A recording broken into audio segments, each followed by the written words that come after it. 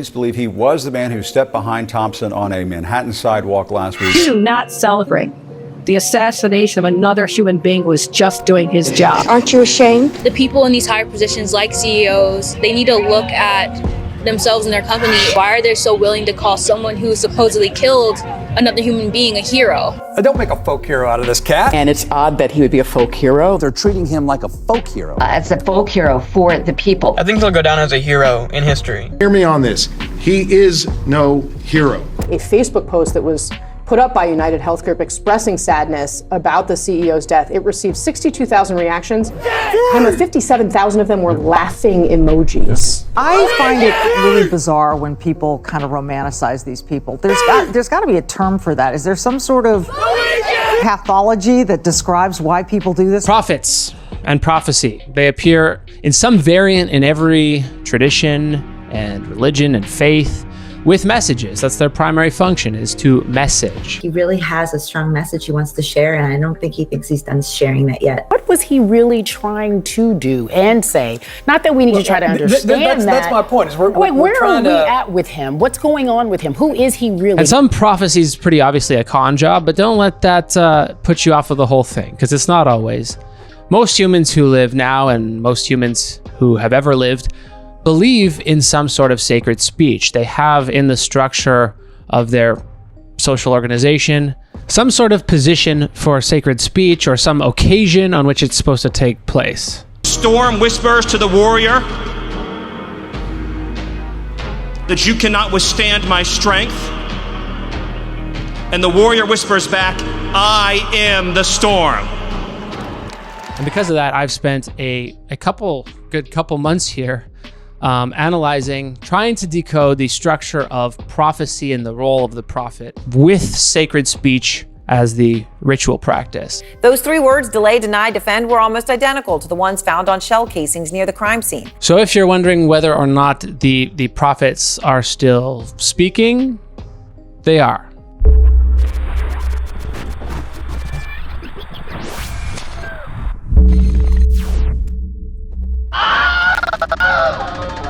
Before we get there, we need a lineage, roughly, of the symbolic status of the prophet.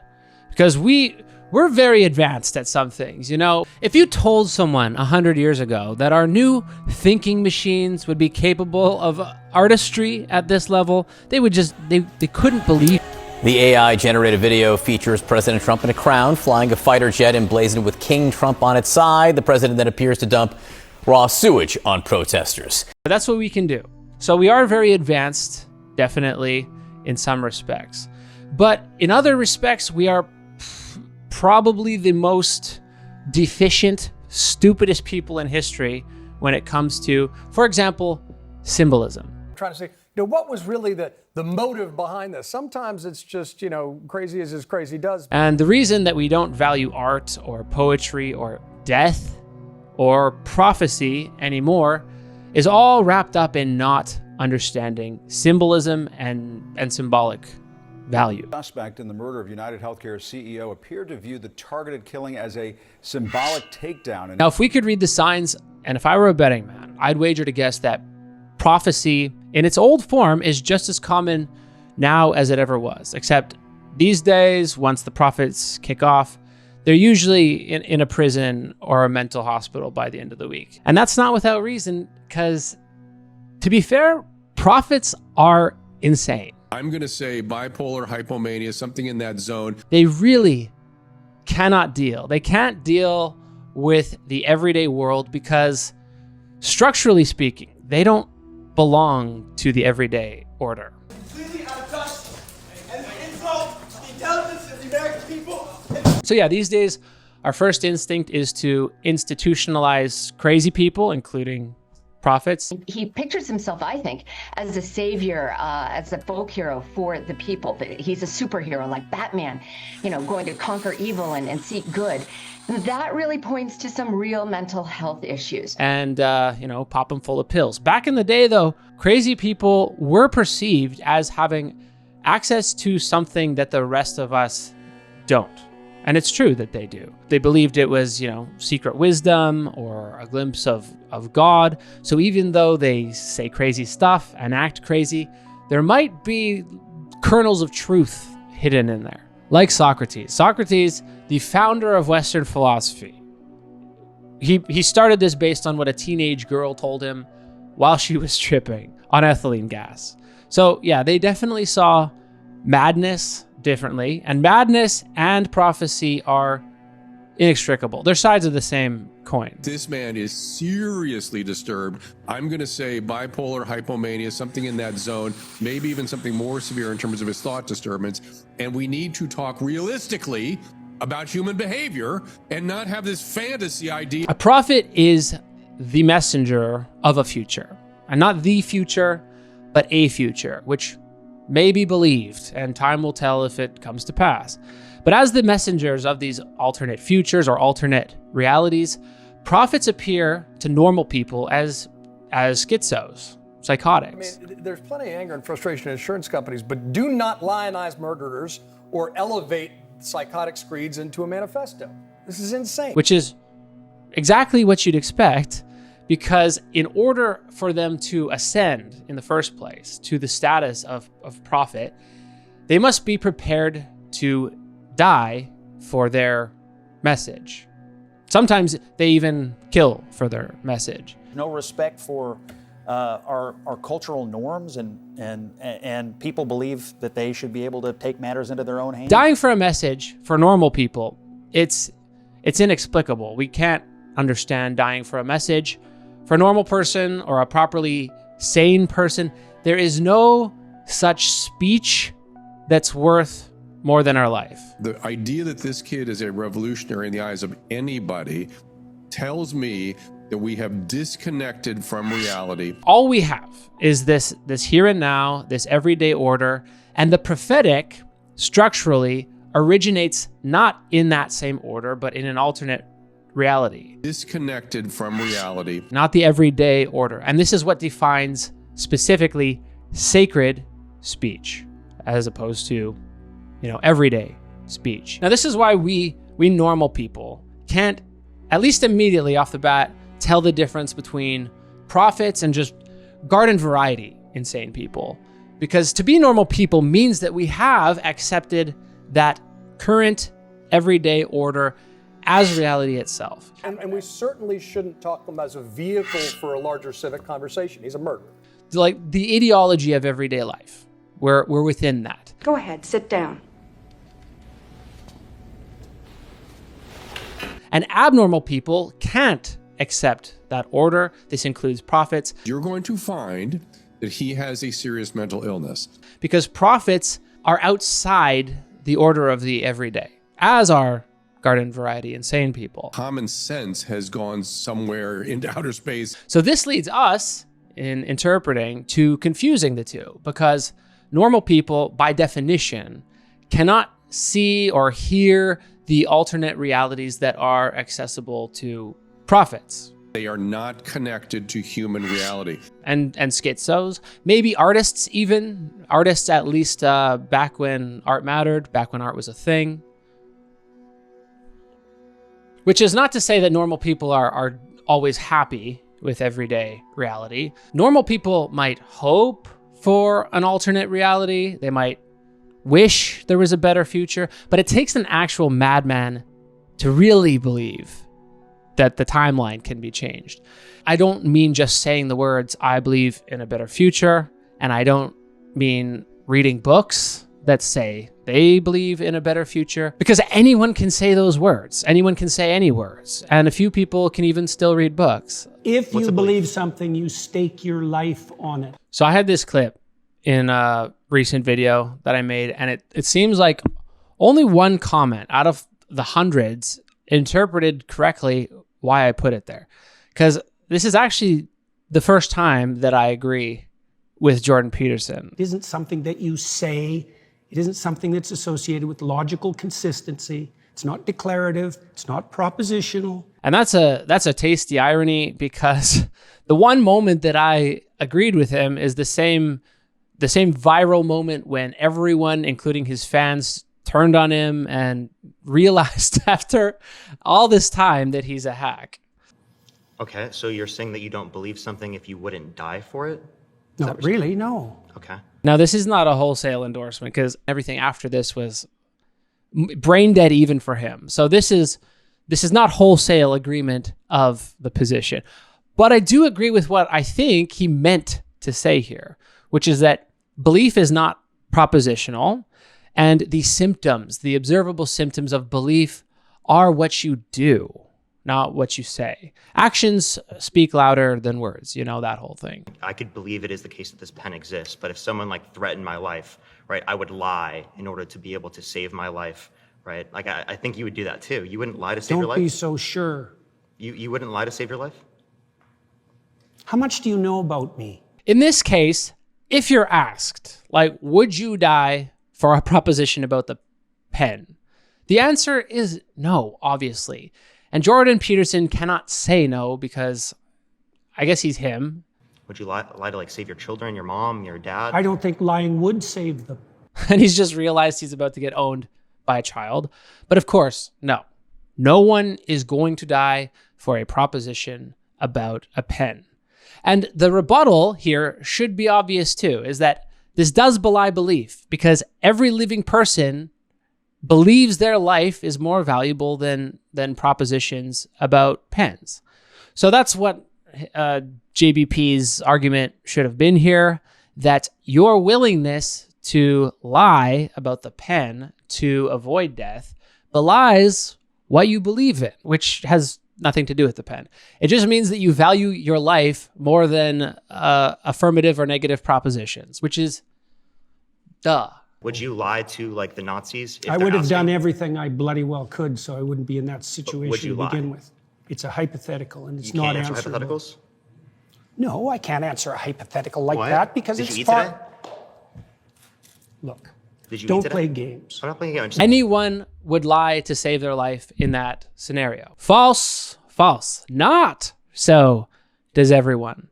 That's not the case for prophets. Prophets aren't usually concerned about pens specifically, but prophets value their propositions more than their lives. And this is why they are so often imprisoned or killed or die on behalf of their message.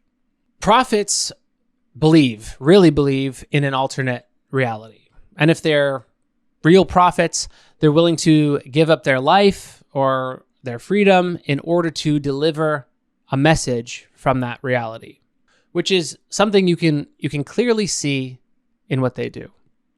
Because like half of prophets, they pick up and leave comfortable lives to go starve in the wilderness. And this one is not even weird for a prophet, though it is crazy to anyone who knew them beforehand, their family, their friends, because normal people can't understand why you're out in the desert eating bugs or eating nothing, especially when your dad is rich and you have tons of food at home. We're getting this portrait of a family with enormous wealth, influence, and power. This is a rich kid from wealth and privilege. But again, this is because prophets do not live in the everyday order where food is a major concern, as it is for normal people.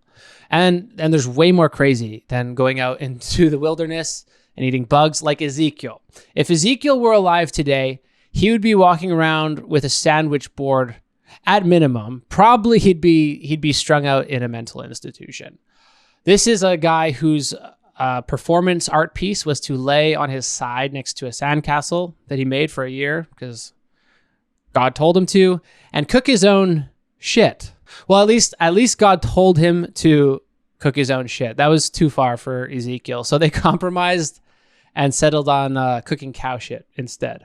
But imagine what would we do to a guy cooking cow shit in the street? You can't be going around town tripping balls and telling everyone that you're receiving picture messages from the spirit world all day. Civil society just simply doesn't allow for that. This other prophet, another Hall of Famer, he dragged a dead dog around town.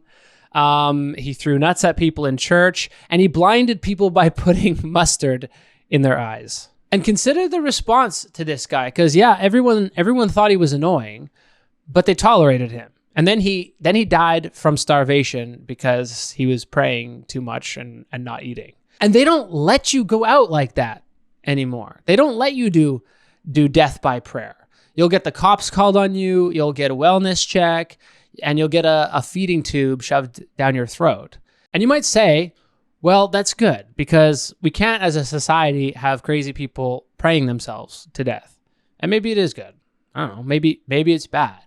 But because this dog-dragging nutter died by prayer, he was venerated as a saint. In fact, he remains the patron saint of puppeteers and ventriloquists, which it's weird, you know? Point is, all of this is connected.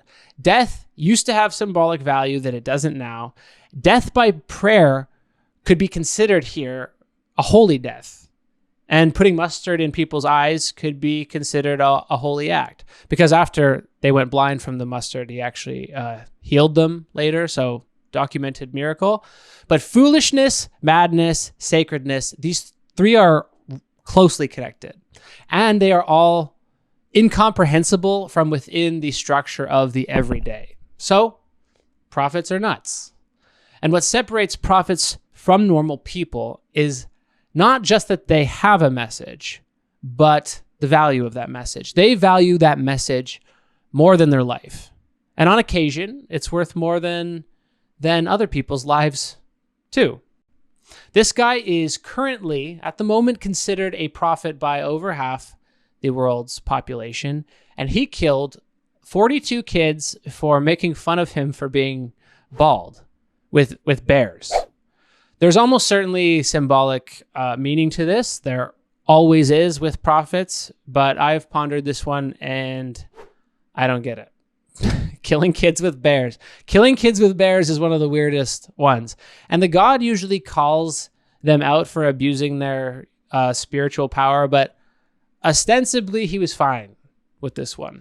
Anyway, boiled down, all prophets have structurally the same message all the way from Buddha to Joseph Smith. They all say, you have fallen, repent, and be saved. 1, 2, 3. And yeah, these sound like super spiritual steps, but they're not really that spiritual. Like sometimes the prophets are warning about false gods, if you want to call that spiritual. But a lot of the time they're just saying, you know, you guys are not taking care of the poor, and so God is coming to wipe out your civilization. Other times it's just, you're causing your own suffering, guys, so stop doing that. We have error, and then we have the strong suggestion to turn from the error, and then the future will be better. That's the promise at the end. Now, this actually implies 4 steps, I guess, because the first step, to fall or to be in sin or error, means that at some point things were already better, and now they are in a state of decay. And we'll see that with a lot of prophecy, that it shows up in a state of decay. This was the message of prophets / killers, including Moses, Elijah, Muhammad, Joan of Arc, and allegedly Luigi of Baltimore, as it happens. Allegedly. Now, because we are on YouTube, I am going to tell you that the Plastic Pills YouTube channel is opposed to violence in each and every circumstance, present and historical. Violence is in all cases abhorrent, repugnant, horrific, unacceptable. It breaks my heart. My heart is broken. Plastic Pills has always and is well known for publicly condemning all violence in the strongest possible terms. Abhorrent, repugnant, horrific, unacceptable. It breaks my heart. Prophets, having lived before the terms of service, don't abide by this. Prophets, on the whole, value violence as a method of communication, most of them anyway, and the Plastic Pills YouTube channel condemns them in the strongest possible terms for doing that. Obviously, I mean, and it should go without saying that a murder like this is just unbelievably tragic, and he has a family, and it's completely uncalled for, full stop. Go ahead, sit down. There are a few anti-violence prophets, but it's not a lot. It's like 5. The Buddha, Saint Francis, this is like a scene from a movie. He walks through a war zone unarmed to meet with the Sultan and stop the Fifth Crusade. And there are a few more nonviolent prophets, but they're minority or almost a negligible exception. Almost all prophets condone violence, at least in certain circumstances. But the violence that prophets condone is not normal violence. Like, you can't do violence. But the God does give his sacred instruments a pass to do at least a special kind of violence on special occasions. That is, it's not random violence, and it's not personal violence. It's not crimes of passion like when Grady, a 29-year-old construction worker, comes home from a hard day's work and walks into the door of his trailer park home to find his wife in bed with another man. No, it's not that. Unlike random violence or personal violence, prophetic violence is sacred.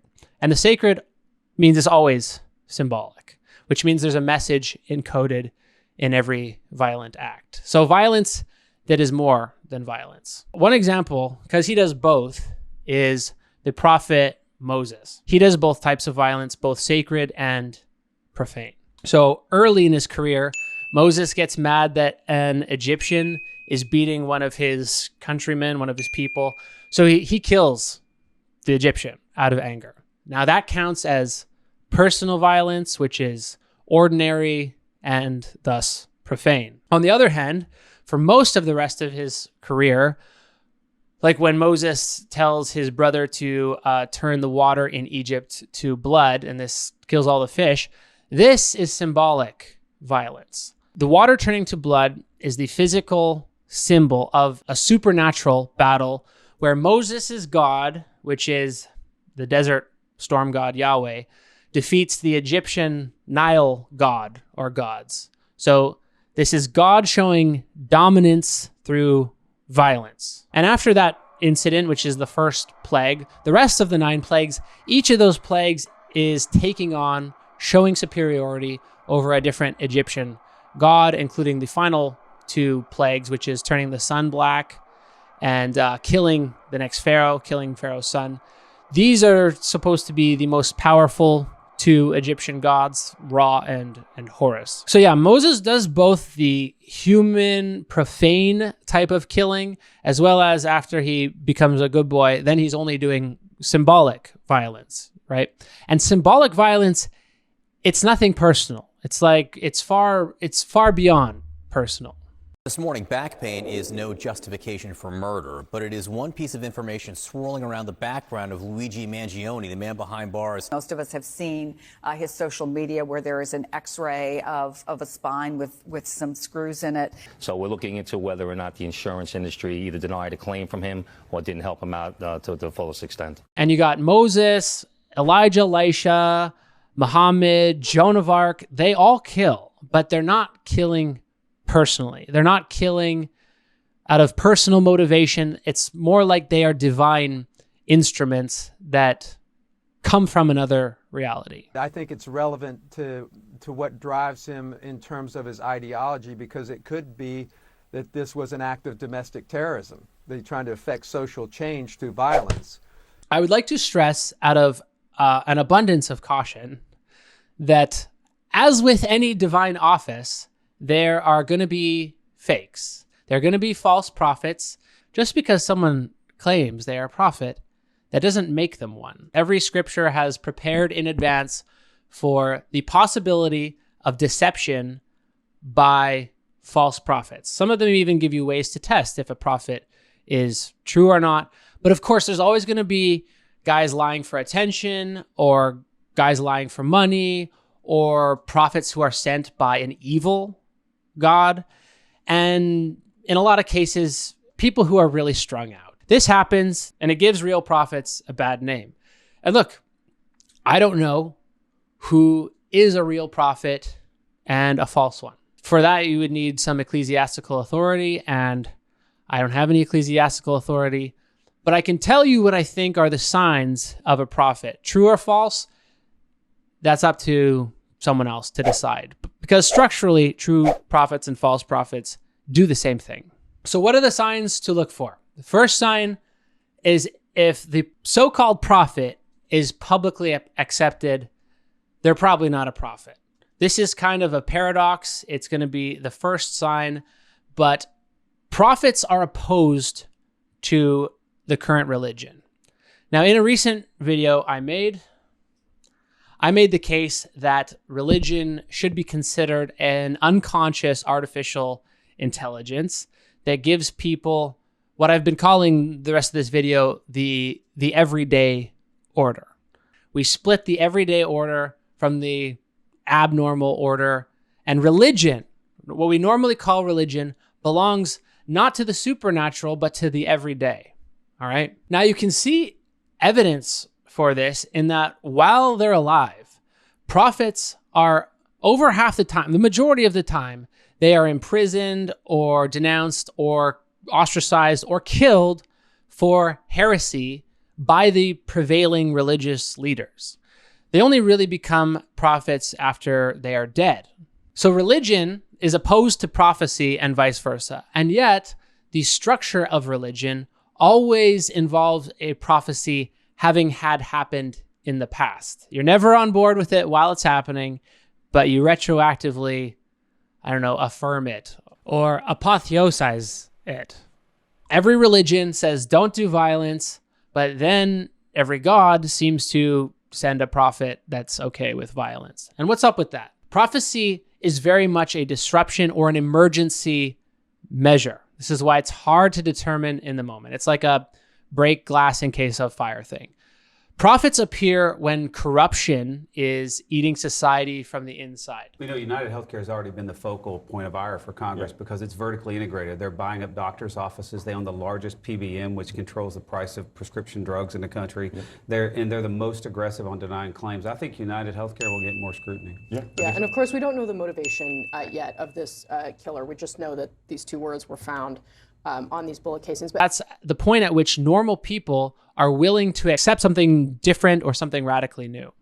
Prophets rarely appear in golden ages or when the state's on the rise. They almost always appear in decay and subjugation and occupation and corruption. Prophets love corruption like moths. Check the examples. Buddha appears at the end of the mostly stable, more stable Vedic period when the old hereditary hierarchies are breaking down. And during his lifetime, the tribal fiefdoms, the tribal territories are being absorbed into larger states. Can't remember, some German guy called this the axial age. But right after Buddha dies, his home tribe thing that he left, it gets absorbed into a larger state, ceases to exist. So this is a time of some kind of disruption, right? The desert god sends Moses to his people in slavery. God sends Ezekiel to his people in captivity. Jesus comes to his people under occupation during insurgency and war, which ended shortly after his death. Joan of Arc was sent during 100 years of war. If you want a more modern example, think of the 60s. This is an age of cultural disruption on many fronts. And at the same time, it's when the appearance of so many countercultural cults show up. This has surfaced a lot of anger. People are viscerally angry about insurance. An outpouring of anger around the way people have been treated. People are mad at healthcare companies, very mad. And people are really frustrated at the cost of insurance. The anger and frustration over the state of healthcare. Clearly, this conversation needs to be happening. That is why the public is rising up. Rage against healthcare. There is something real here. There's pent-up anger and emotion and passion. It's been going on and bottling up for a long time. So you can count on prophecy appearing when the masses specifically are eager for a big change. And they're not going to be ready for a big change during an age of optimism. So while the alternate realities might always be sending messages, things have to get bad. Material circumstances have to get bad before people are willing to listen to an alternate reality. We do have income inequality. We do have a society that's been divided, and we do have a large segment of this population that feels like not that they can't get rich, but that there is a systemic cap on their ability to reach the rich. And all I will say is, from the French and on through society, when you have a percentage of your population that feels stagnated, it's disaffected, and it does turn to civil discord and potentially violence. So as we would expect, prophets are listened to in periods of instability and upheaval. Therefore, instability and upheaval causes prophets. Material circumstances produce the conditions in which prophets are going to be listened to. Late medieval France decided to listen to a teenage girl on how to do warfare. But again, that's during 100 years of instability and upheaval. It's like they've tried everything else, so they're willing to roll the dice. Instability and upheaval means that there's a downward trend in the stability of normal people's lives. And to no surprise, worsening material conditions hits common people harder than elites. So if you put 2 and 2 together, this is why prophets are always first accepted by common people, as common people are more willing to believe that the everyday order is corrupt and is in need of redemption. Hear me on this. He is no hero. What I worry about is sort of glorification or the cult status that he may be reaching amongst those who may not like healthcare or the way healthcare is run in this country. So this is the second sure sign of a prophet. A prophet's always venerated by the common people while condemned, denounced by the elite. I was flabbergasted at the crowd out there that were cheering. And the puppets of the elite. Look at social media. There is a disturbing amount of support or empathy for the suspect. The internet is consistent. It's consistent with people who have things to say but really have nothing to say. And their opinions really don't matter. Yeah, prophets are never accepted by elites first, for the simple reason that the institution of prophet exists to condemn the current status quo. Again, you have fallen into sin, repent and be saved. The cultural or religious elites, in order to be elites, it means they're in the middle of profiting off of the sin and corruption that the prophet is denouncing. So they are more than happy to shoot the messenger. This Ivy League hottie named Luigi is the Robin Hood that we never knew that we needed. And I mean this structurally speaking. Prophets are not people. They are not counted as people in the symbolic order. And they're not people in the order of the here and now, the way that you and I are. Regular everyday person becoming our hero, our vigilante. Which is to say that when they do something, when they put mustard in someone's eyes or make a sandcastle or kill someone, the act is the act, but the meaning of the act is elsewhere. Symbolic takedown in a direct challenge to alleged corruption. The meaning of the act supersedes the act. Now, this is the third sign of a prophet. Their communication is symbolic. So here's a weird example. Jesus curses a fig tree for no reason when he and his crew are walking past it and it withers. And why? I'm not sure, and it doesn't say why, but I'm sure the original audience understands it. Jesus basically says something like, it's a symbol of magical power, like you can kill trees and move mountains if you believe in his Father. For normal people, symbolic communication usually has a lesser ontic value than real communication. Real communication is practical. It's to get things done, but it's also profane. It belongs to the order of the here and now. Sacred communication is always figurative. It's always symbolic in some way, which means that it functions to stand in for or substitute or represent invisible functions, which is also how we communicate with fiction or poetry or art.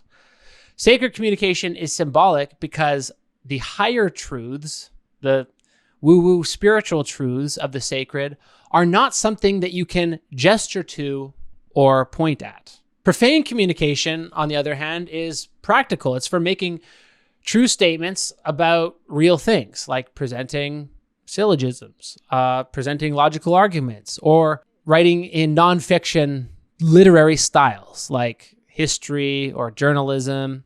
But sacred speech is always symbolic. So it's more in the family of art and poetry. And just as our prophets are currently medicated into not being disruptive these days, for the same reason and at the same time, this is why art and poetry have lost their value. Well, art hasn't lost its value, as you'll see in this video here. It's useful as an investment vehicle. But poetry, yeah, there's no hope for poetry. Poetry's got zero social function, and it's entirely useless. As a culture that's completely dominated by literal communication, completely dominated by the everyday, we're the least symbolic culture in history, and we're really not good with metaphoric communication at all. So the rulers and the puppet mouthpieces of the rulers, and even the family of the prophet these days all declare him to be insane, which leads us to sign number 4 of the prophet.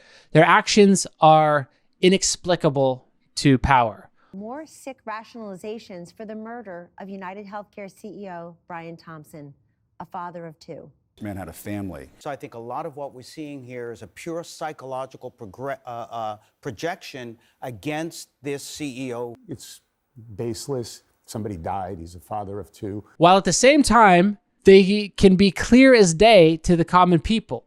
I'm not saying what happened should have happened, but I'm just, for them to be like, oh, this is like... Before anyone ever heard the name Luigi Mangione, not a single person in the United States of America believed that a guy was randomly shot in New York because he was a husband or a father or just happened to be there. Not a single person believed that this was a random event. Everyone understood the message. It was for one moment that these United States of America were united by understanding. They understand the symbolism of a healthcare insurance CEO being shot in the street. Oh, this is like, why would anybody want to do this? It's like they're denying claims and people are dying. So this is very common kind of armchair analysis. John, your eyebrow is like up to here. You know, if you think about it, like in any case of like political violence in history, there's at least a shred of doubt. Who did it? Why'd they do it? Was this actually just random? Not this time. And to be like, oh, this is like... Structurally, it's all here. Luigi of Baltimore did not merely, allegedly, end a life. He performed an act of symbolic communication. Allegedly. And as an act of symbolic communication, it has a lot in common with a work of art.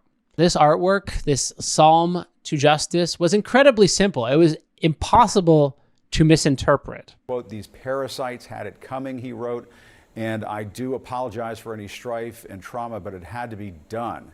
Now, saying something as a work of art, obviously, does not mean it's moral, by the way. This is just a common bourgeois conceit that because you call something art, that makes it good. But come on, guys, Kant is over, Kant is dead, okay? But if you think about why art was once considered powerful or valuable or necessary culturally, it's often for the same reasons that prophecy was considered powerful, valuable, or necessary to a culture. And it's because they share a common figurative vocabulary that these things, art and prophecy, are cousins.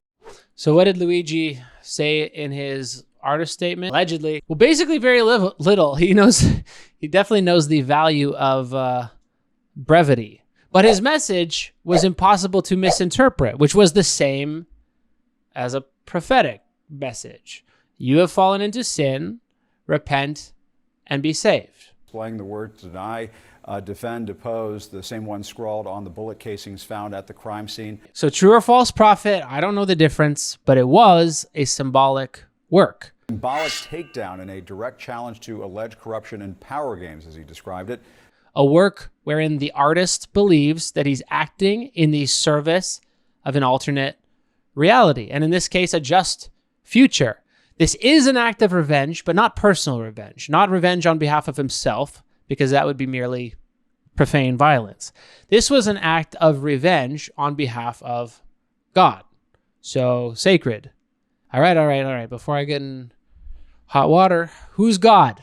Once again, I have to point you to another video, but for the sake of summary, there's a silent understanding here that there should be punishment for acting against society. I think it's almost kind of like they're saying, well, healthcare companies are inhumane to us, so we're just trying to treat them the same way. You know, this is a very, very complicated topic. So it's because of the God function that when someone does something odd, visibly selfless, we want to reward them. I find it really bizarre when people kind of romanticize these people. There's got to be a term for that. Is there some sort of pathology that describes why people do this? I don't get it. We want to reward them, not even to themselves, but we want to reward them to other people, to reinforce God. And even in the case of prophetic action, even in the case when a prophetic act is illegal, we want them to get away with it because they acted on behalf of God. Many of the comments calling for his freedom and calling him a hero.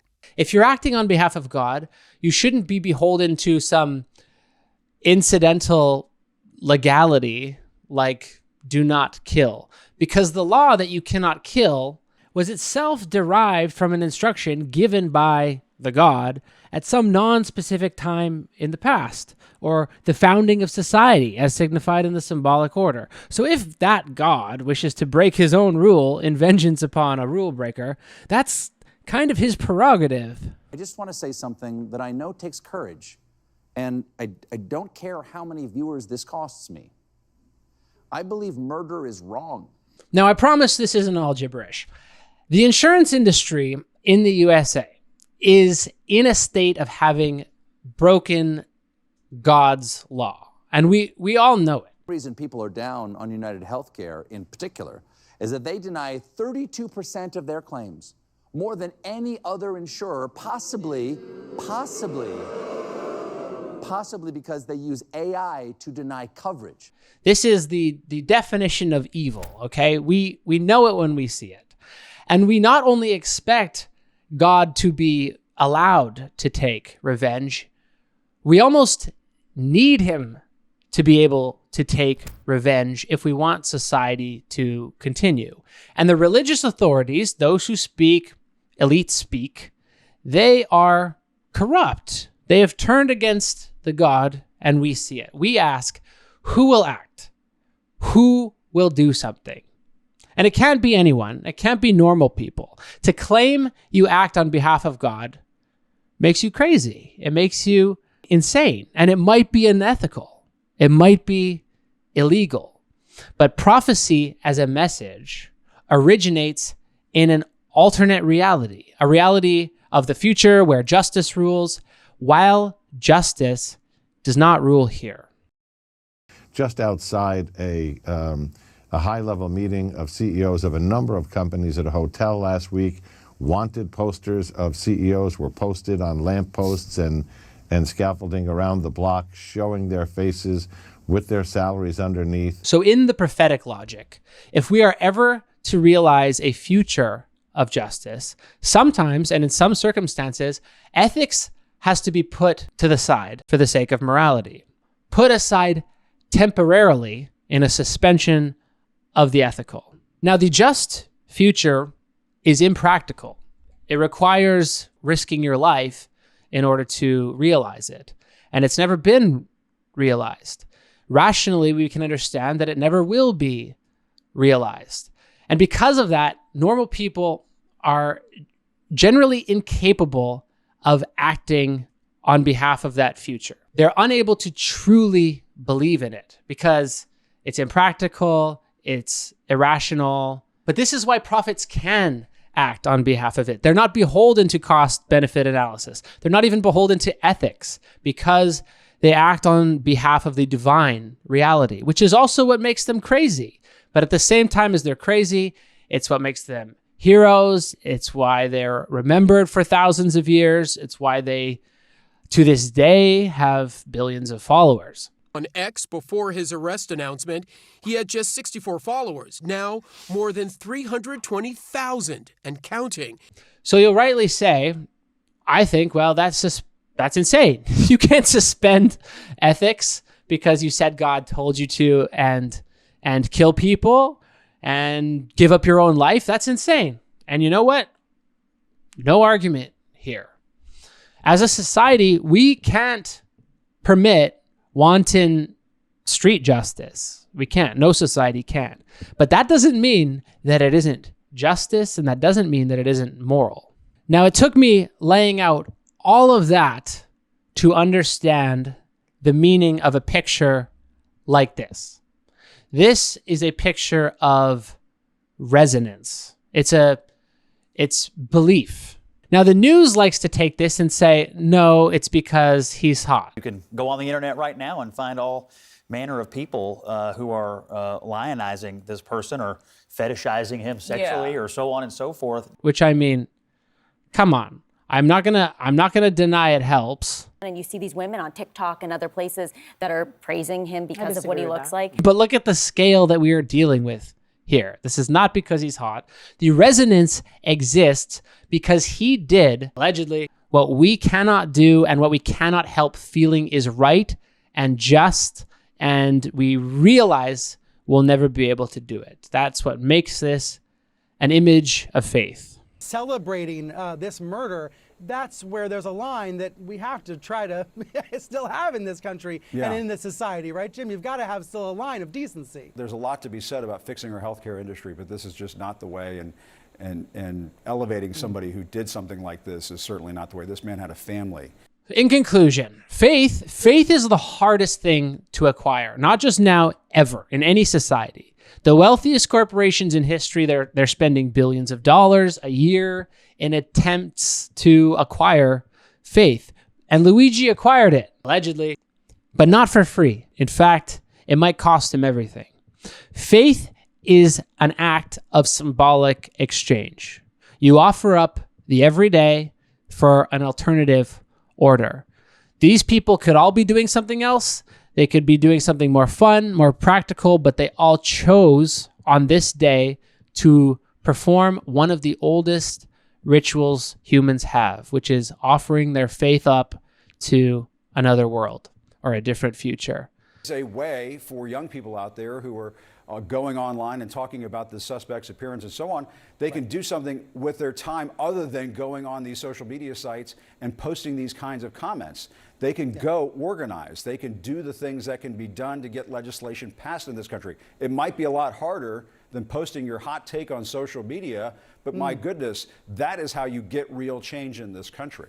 Not doing what Mangione did, and certainly not putting him up on a pedestal. Aren't you ashamed? Not for Luigi the guy, not for the hot individual Luigi. No, they are offering their faith up to the world that his message came from.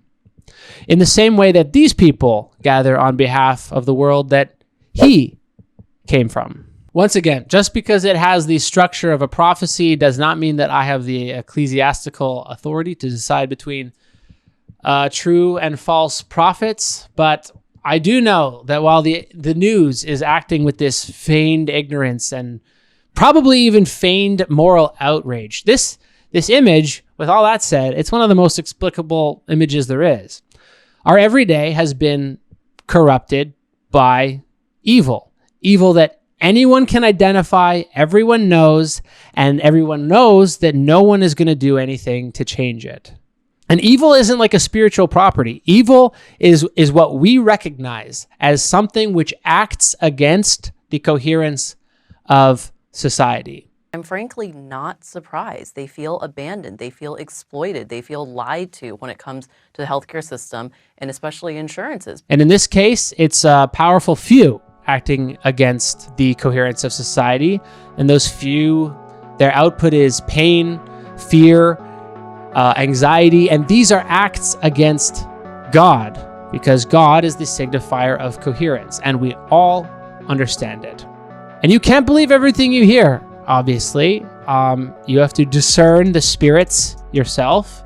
You have to read the signs. Our symbolic literacy is just at an all-time low. But here's the ad. You can improve it. I have a community that finds value in the things that I make, including this. So thank you guys. Most of what I make, it's not here. It's on Patreon. And I promise you that I can teach you something that you can't learn anywhere else. Every week there's new stuff there. Okay, I put a ton of work into over-interpreting stuff, but I promise you there's worse ways to spend your time than to enjoy learning, enjoy reading the signs on my Patreon. Take a look if you would. I go to God. Adieu.